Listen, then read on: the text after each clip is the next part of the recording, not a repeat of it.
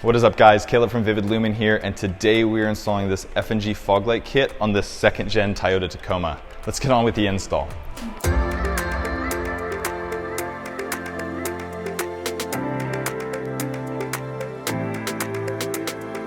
Start off, we're going to need to loosen the fender liner just enough so we can get to the OEM fog light housing. This OEM fog light housing has 2 push clips on either side, which you will push in, and the fog light housing should pull right out. Let's disconnect the OEM wiring harness and get these FNG fog lights installed on this beauty of a truck.